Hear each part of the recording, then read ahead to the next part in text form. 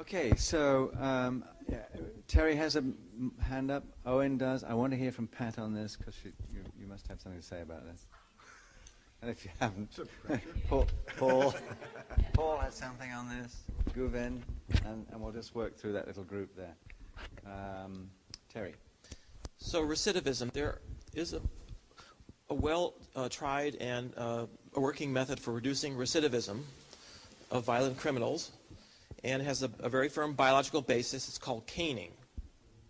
It's well known that if you take a criminal who comes in for the first time and use literally a cane to break the skin on the back under the conditions where the prisoner actually passes out, that the probability of going back and doing a violent crime is very, very small. Take one of your 90% recidivists, reduce them to somewhere up, less than a few percent.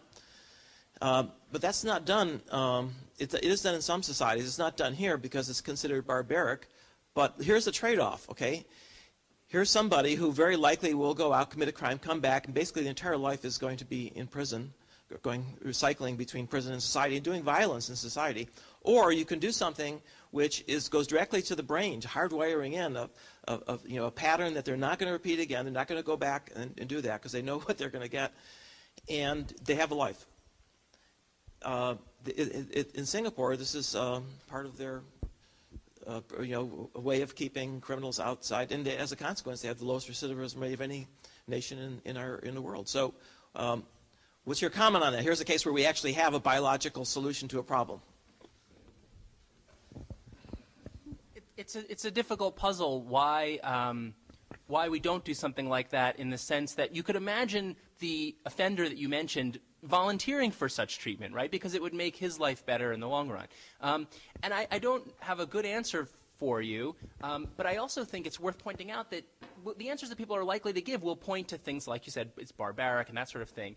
But at the same time, we tend to fail to recognize the barbaric aspects of the punishments that we do use, such as imprisonment. So, there's a prisoner I read, he said, I would cut off my arm if I could hug my mother again, right? That suggests there's something barbaric about confining someone in prison for a person's whole life.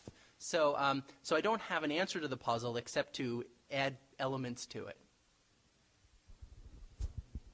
The only thing I would add is that that type of punishment sometimes, I don't know about Singapore, but in some societies sends the message that that's an appropriate way to treat people who you think have done something wrong.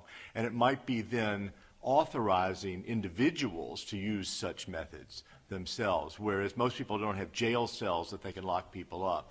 So, but they do have canes and they can administer that. So there might be side effects on the other people in society, even if it's more effective in preventing recidivism. Now, whether any of that's true is something that we need to find out, and then society needs to make a decision. But there are a lot of complications.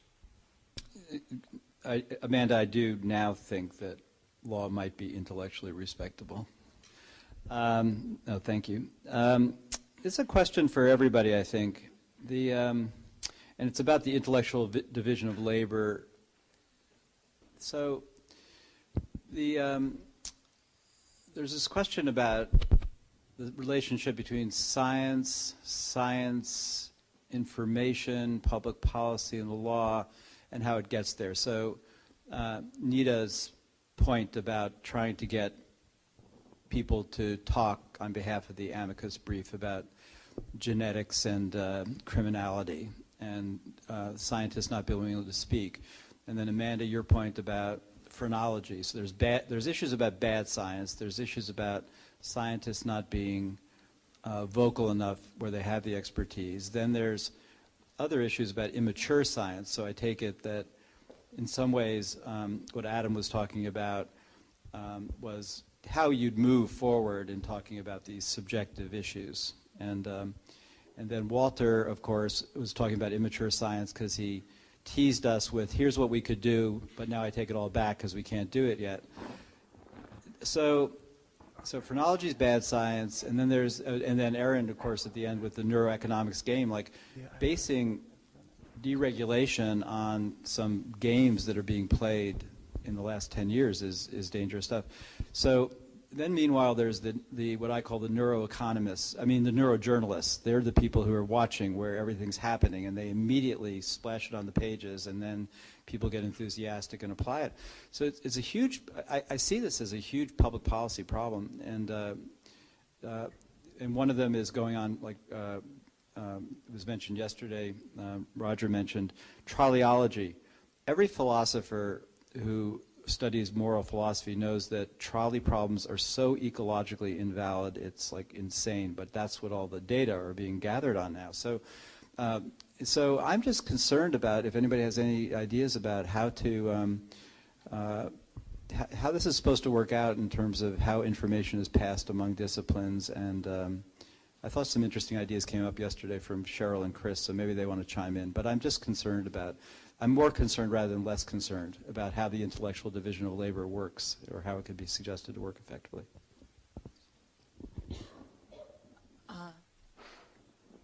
I think you're raising excellent points, and law is an extremely large and diverse not only body of information but set of institutions.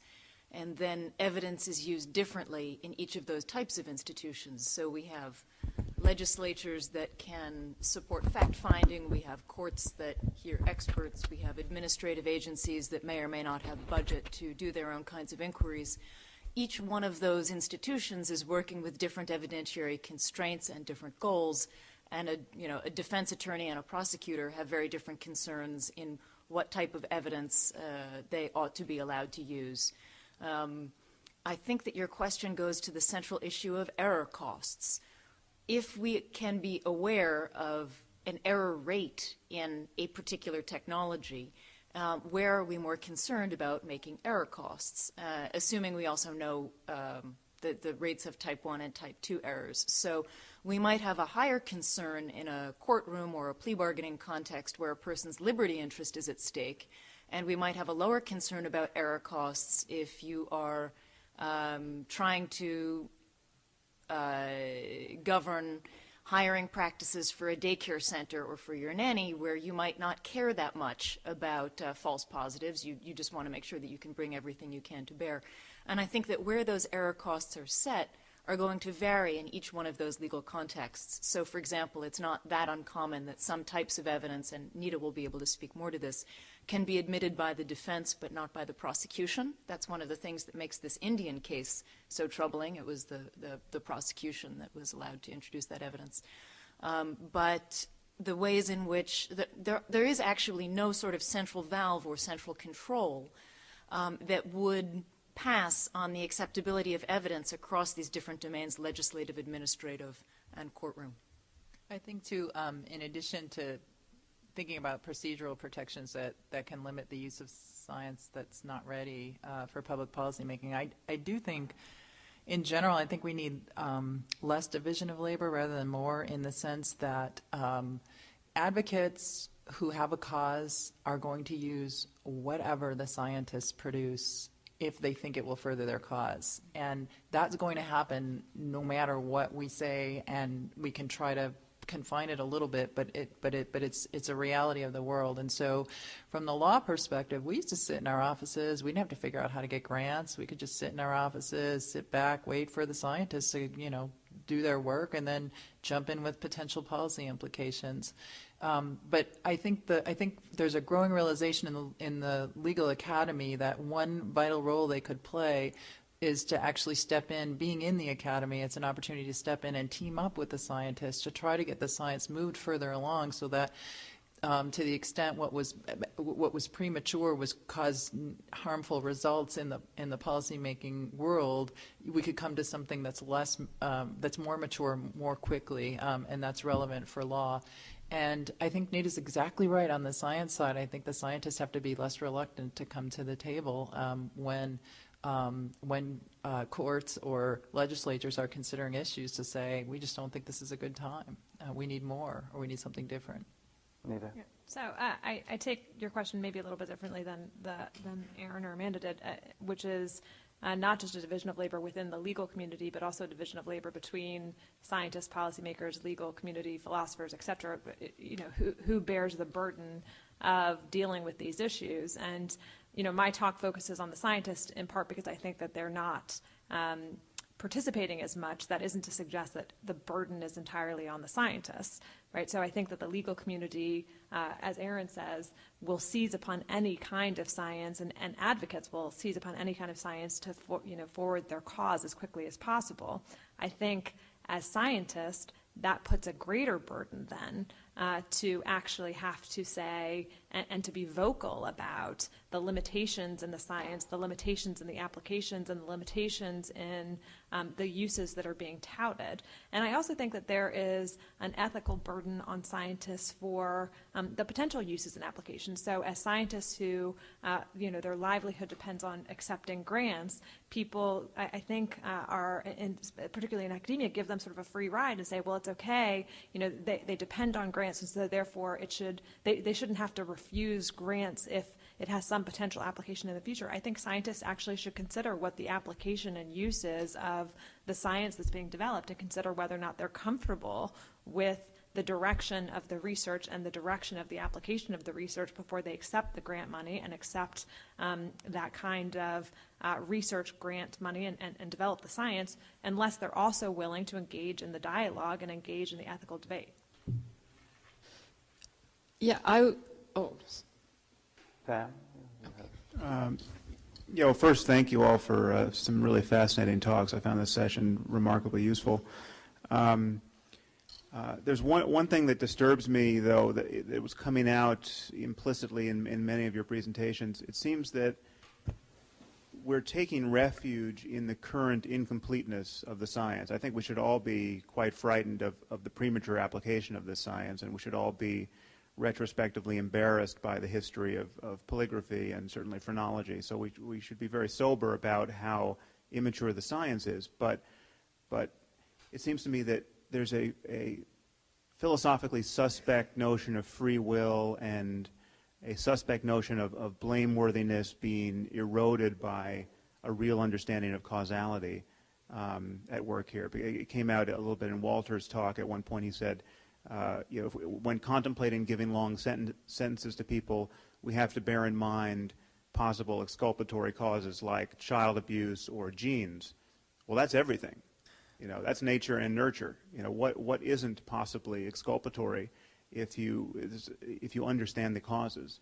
And in Amanda's talk, she was loath to ascribe violent behavior to neurological disorder, and that's certainly a valid point to make given the state of the science. But at some level, all behavior can be ascribed to a brain state. I mean, it must be so. The fact that I don't understand string theory could be described as a neurological disorder, presumably one that my friend Lawrence Krauss doesn't have. Now we can't scan our brains and figure out which of us understands string theory, but in principle, at some point, we will be able to look at our brains in real time in response to being pummeled with equations, and we'll know who is lying about being a physicist. So we have to deal, and I think Adam's presentation focusing on blameworthiness is useful to focus on, because it really does come down to this issue of if we understand the causes of human behavior much more deeply than we do at present, does our ethical notion of right and wrong evaporate? And I think it does not at all. It's just there's a strand of judgmentalism that will get stripped out. We don't judge grizzly bears for attacking people whenever they get the chance. And we would lock up grizzly bears if they were wandering our streets. We need not judge psychopaths for recidivating at the rate they do. But once we understand psychopathy and we understand its genetic component and everything else, we'll be able to take steps to protect ourselves. And I just think there's a comment for all of you. Can I? Yeah. Can I just, since you referred to me, I just want to clarify. I wasn't endorsing that fairness objection. I actually, think that objection can be answered because I'm a compatibilist, and I think that even if those causes do determine our actions, we still might be free and we still are, in many cases, free and responsible.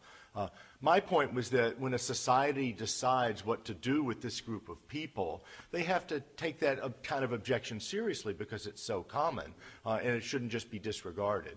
But I agree with you that it's not going to undermine responsibility, and that, you know, in my view at least, in the end, it would be fair to give these people longer sentences.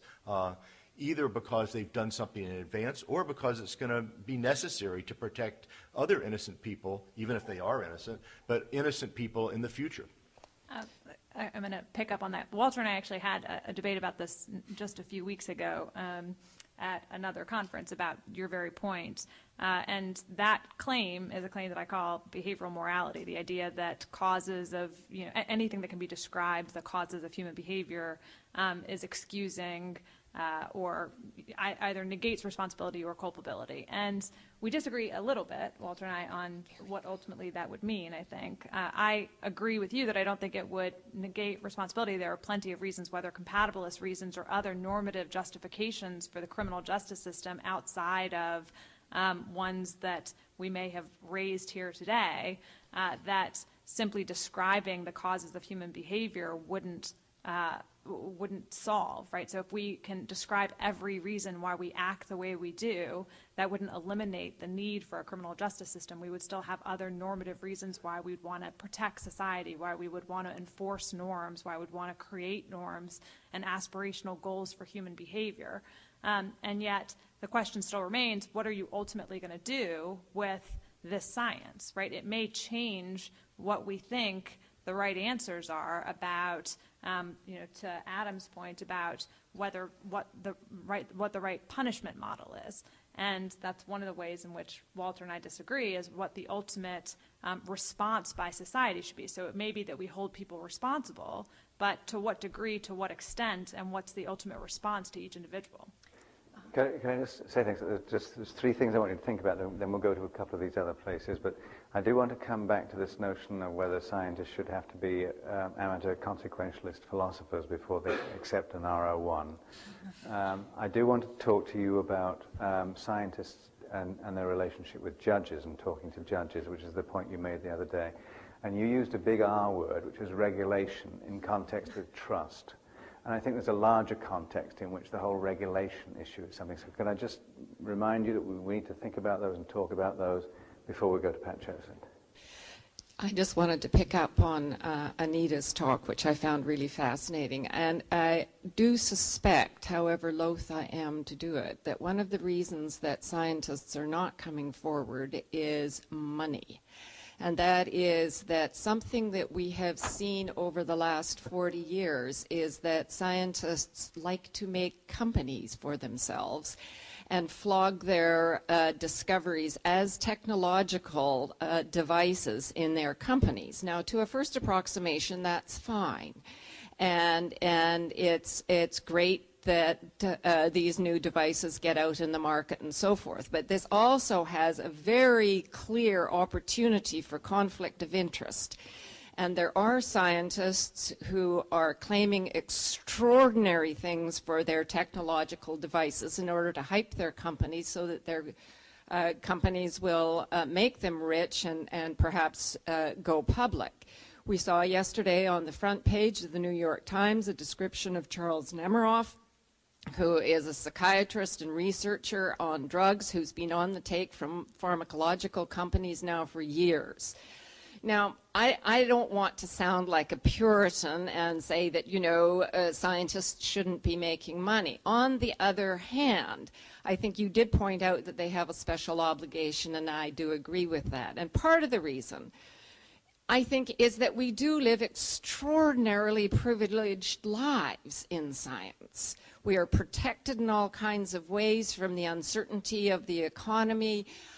We get to do what we want and what we like, and it's enormously great fun.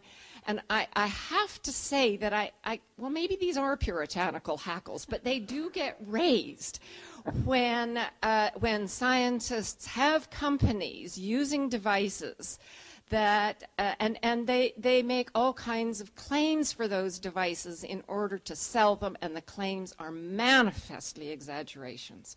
Oof, that was my rant.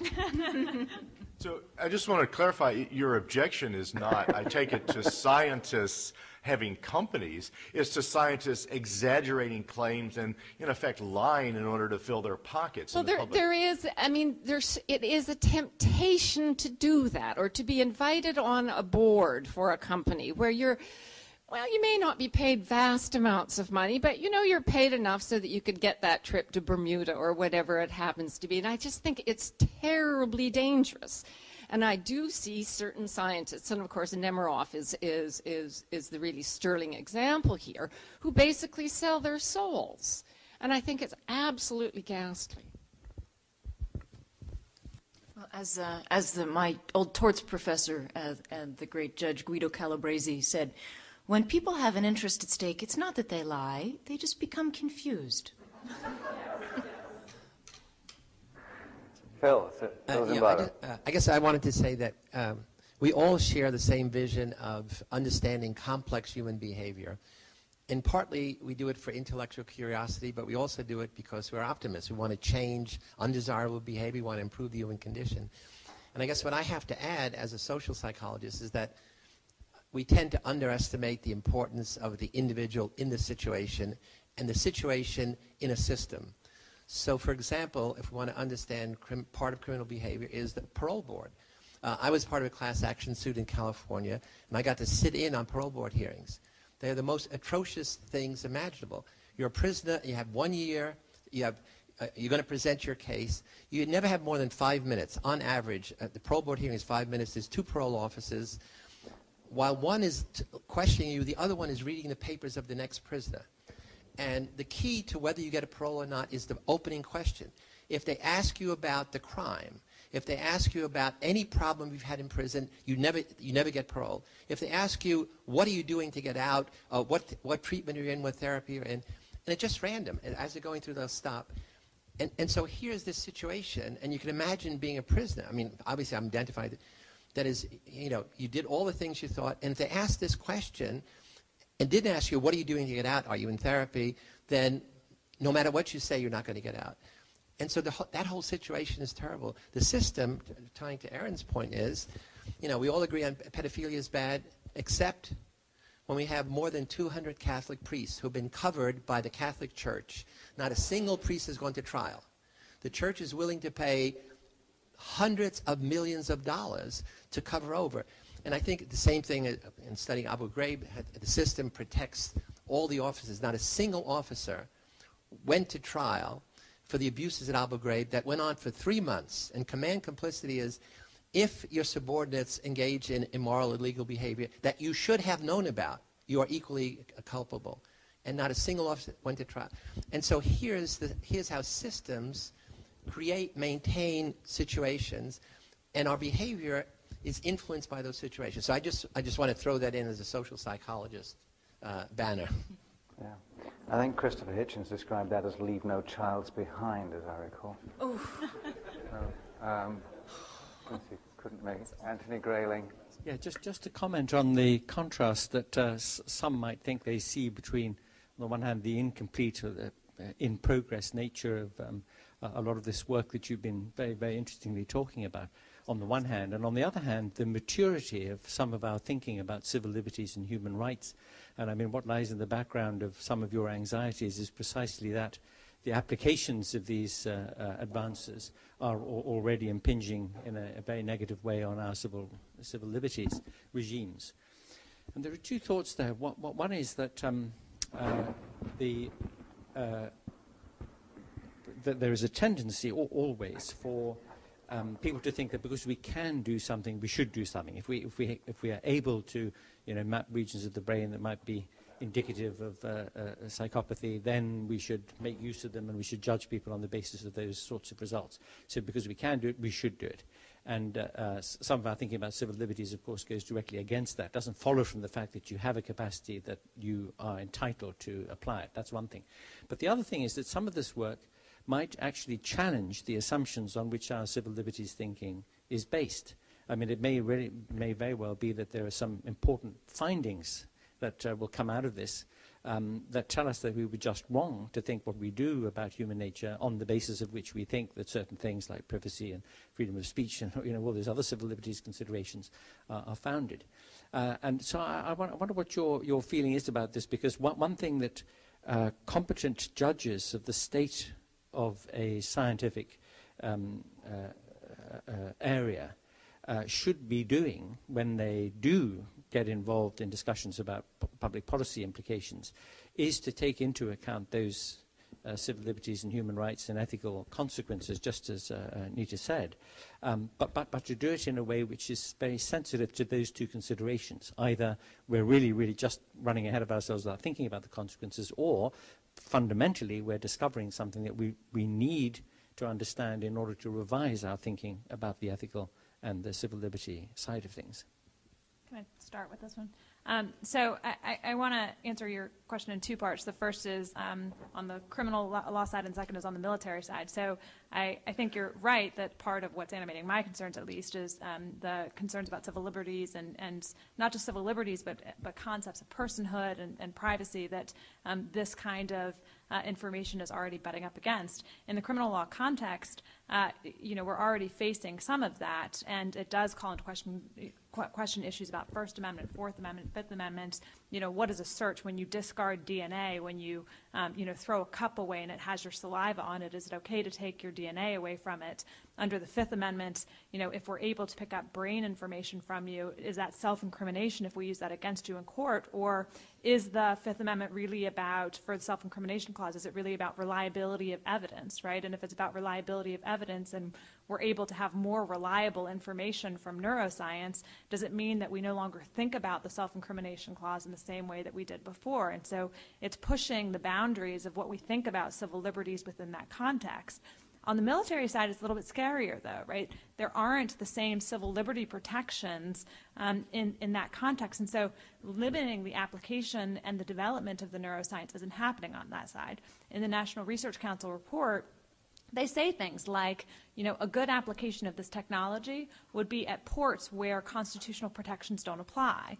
And it would be, against terrorists in other countries who don't have the constitutional protections. And so a good way to push the boundary in the development of the science is by using it against individuals who don't have the constitutional protections and the civil liberty protections that we have in this country. And so it's allowing a more rapid and unchecked development of this technology, which then, of course, will end up in civilian applications and uses before we've even had an opportunity to consider the application and consideration of those technologies. I think another important thing to think about when we think about these new technologies is how they lead us to question our old technologies. Here's the most important thing in my mind about when brain lie detection is going to be ready is, when does brain lie detection plus jury give us better result than just jury alone? And so it's very hard to compare lie detection versus jury. Why? Because we don't know how good a jury is. We don't know the error rates of a jury. So how are we supposed to compare this new technology, where we actually might be able to develop some numbers, to a technology that's much, much older, but we have a very poor sense of how good it is? So I think that thinking about the new technology should lead us to question the old. So, for example, Philip mentioned parole boards, right? I think if I talk about measuring subjective experience, people would think, how are we possibly going to do this on an ongoing basis? It's very difficult. But yet parole boards are supposed to measure dangerousness, and of course offenders have incentives to lie about that, but it follows a kind of inertia path. So we're used to parole boards, and so we don't question it. It doesn't seem shocking to us, whereas the idea that a parole board might think about how a person's experienced their punishment seems, crazy.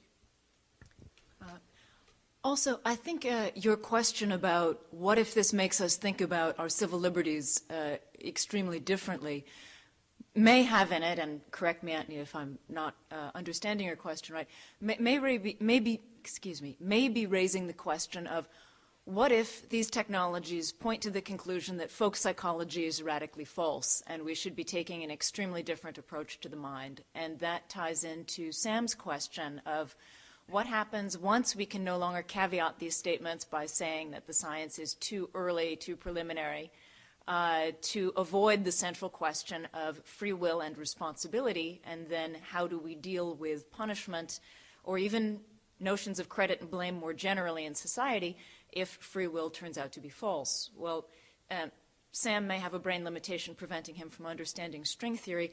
I know that I have a limitation that's going to prevent me personally from solving the free will problem, although there may be those in the audience who will achieve that task. But perhaps even when the science is at a stage of greater development such that we have better predictive accuracy, and when we can determine the degrees of individual choice that we have, there will still be issues for the law to solve that don't entirely collapse into the scientific issues around what we mean when we say something is brain-based and what we mean when we say it's a disorder. Certainly all behavior emerges from the brain, but if one person can play violin because they've had lessons and the other person can't play violin because they have not, those differences are reflected in their brain, but the inability to play violin in the second person is not a brain disorder. And so what we determine to be a disorder or not, and what we determine to be the individual's responsibility or not, still fundamentally turns on normative and social considerations that are not entirely inside the individual brain. If I can also add, one of the things that we need to think about too is how science, even in its infancy, can be used effectively in some contexts and not others. It's even the same piece of science, and I want to just throw out, one is kind of a distinction between when science is used defensively and when it's used offensively. So, for example, work on the juvenile brain, indicates that teenagers have less prefrontal lobe development, and that as a consequence of that, lots of behaviors are affected, like impulsiveness and peer pressure and failure to exercise good judgment, whatever. I mean, as a parent of a teenager, I can tell you we knew that. It was obvious. We didn't need the brain science for it. But when you start talking about juvenile justice and you take that issue into the political arena, there's enormous pressure on the part of legislatures to do away with the juvenile justice system, because that seems to be like coddling criminals who do us a lot of harm out there in the world. And so the political pressures are really strong to move the train in a particular direction. There's a situation where you've got science. It may be in its infancy. It may not tell us specifically what to do about an individual juvenile justice situation, but it may be that that it's enough that's there, and maybe because it's also sort of buttressing an intuition that we have, those of us who are parents of teens, about teens anyway, that it can at least maybe be used to slow the train so that we can think hard about the question of whether our desire to treat juveniles as adults is a consequence of something informed or is a consequence of just pure politics to look like we're responding to public safety issues. Guven, you had something? This is a question for the whole panel, although it was inspired by Adam's and Walter's talks. So a possibility that came out of your talks is perhaps transforming the sentencing guidelines and regulations on the basis of individual differences. Right? Similar circumstances, similar crime, person A happens to be more dangerous, and this was in Walter's talk, and we determined this through neuroscience, perhaps a longer sentence. Or person B seems to be suffering from claustrophobia, or the subjective experience is more intense, so a shorter sentence. It seems that there are two different issues. One is about deterrence, the other is about perhaps justice on the basis of subjective experience and so forth. And it looks like there are enormous difficulties, no doubt. What if the claustrophobic person becomes non-claustrophobic within the first 6 months of their sentence and learns how to meditate and enjoying his or her experience and so forth.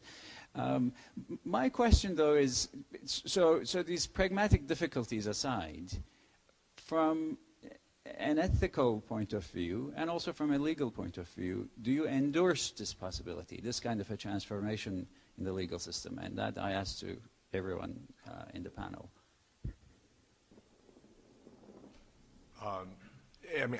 There are some kinds of transformation that I endorse and not others. So I would have to get a lot more specific whether I knew to endorse it. It seems to me that take retributivism as a theory. There's a minimal version that you shouldn't be punishing people who are innocent. That I don't want to change.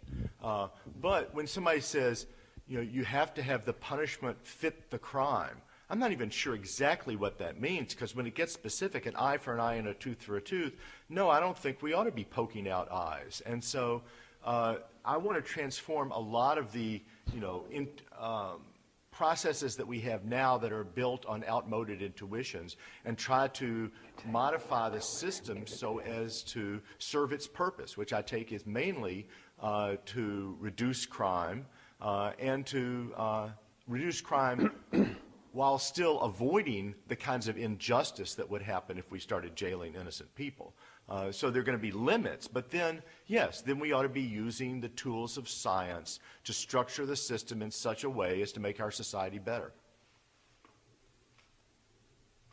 Go ahead. Yeah, I agree. It depends on the particular circumstances involved. My main point certainly was that we need to think about these things and measure these things, because whether you're a attributivist or a consequentialist, subjective experience matters.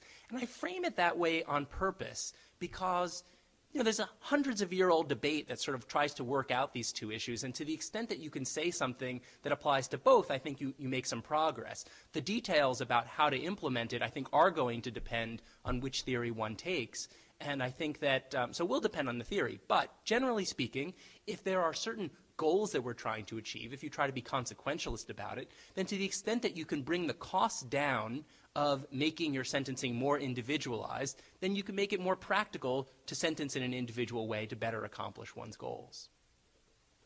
Yeah, quickly. So quickly, I'll say I think I take a more objective approach to criminal law and think that there are reasons why the system exists the way it does. On responsibility theory, I don't think that neuroscience or behavioral genetics is going to change very much of what we think about why we hold people responsible for what they do. On the punishment side, it's, I think, an empirical question. So if neuroscience or behavioral genetics can show us more effective ways to achieve the outcomes that we're seeking to achieve, like general welfare, norm enforcement, and aspirational goals, then yes, I think neuroscience and behavioral genetics can be quite effective, and I would welcome its use at a more general policy level to transform the system, not, I don't think, at an individual level like Adam proposes, though. Yeah, I pretty much agree with Nita.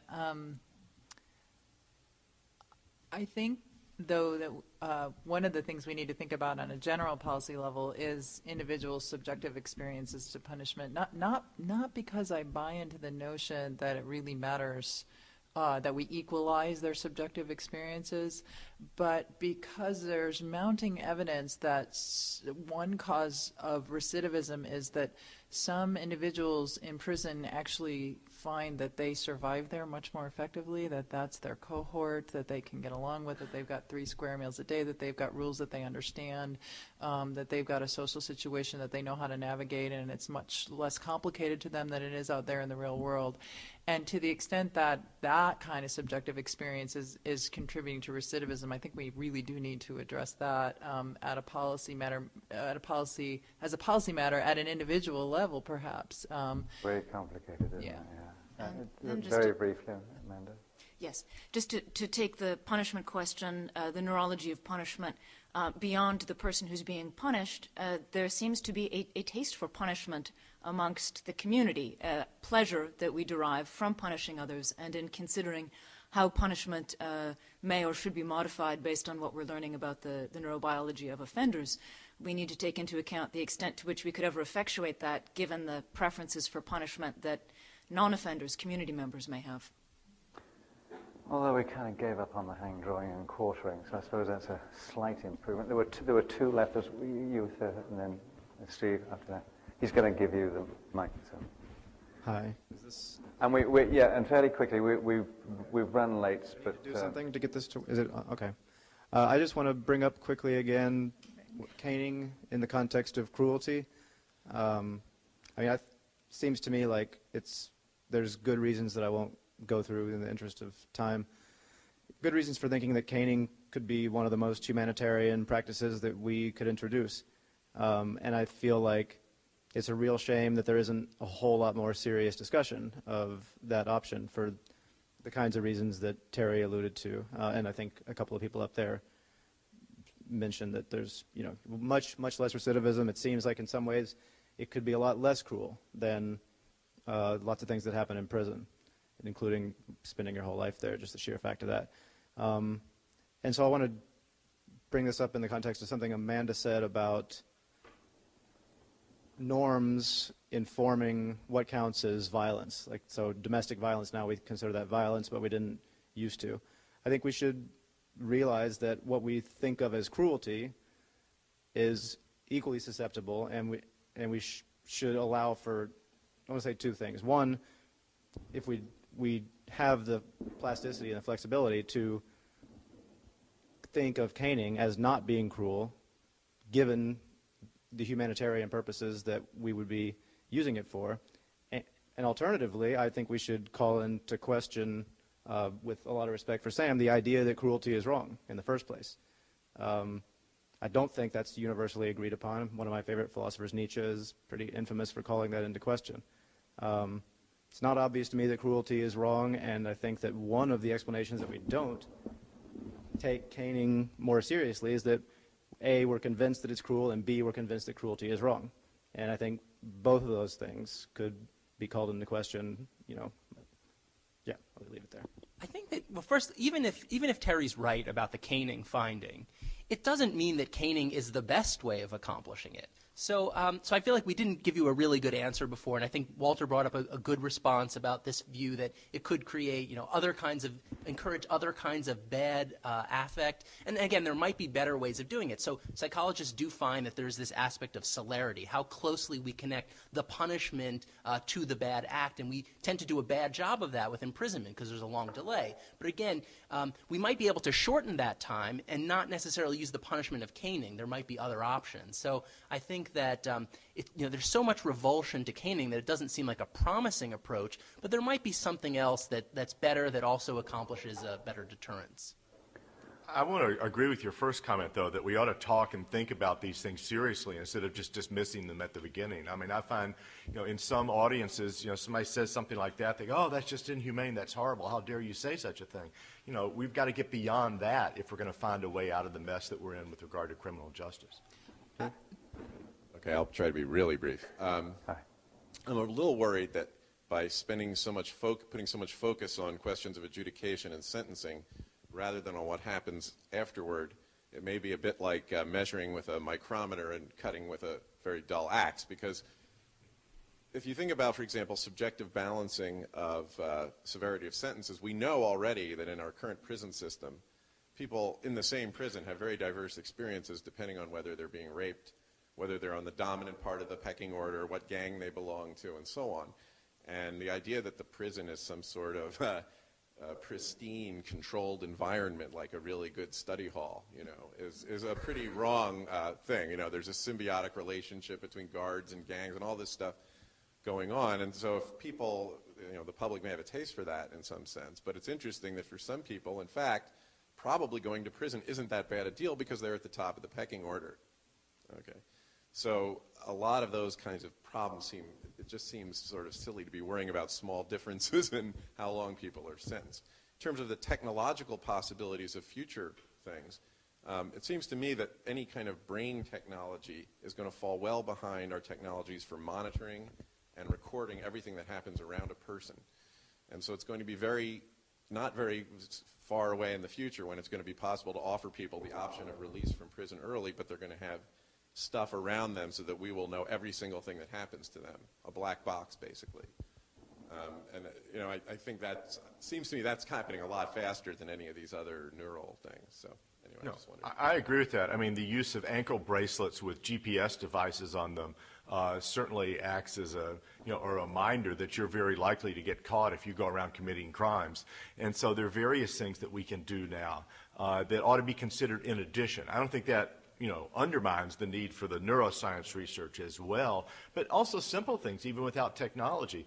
You want to cut the recidivism rate. One thing is help these prisoners when they get out of prison. Instead of just throwing them out on the street with no place to go and nothing to do, there are lots of steps we can take. I take those to be complementary, not exclusive. One last thing, I think you generally supported my view, which is not just that we could adjust sentences. There's lots of other ways of adjusting severity, so I agree with all that. But you brought up the caning again, right? We do. Sorry. Oh, okay. You mentioned prison rape, and so the point that I wanted to make there was we don't do offenders any bonus if, rather than caning them at the beginning, they then end up in prison, and 2 years later somebody canes them in prison. So that was the connection to your comment. That was a wonderful session. Thank the panel. Thank you.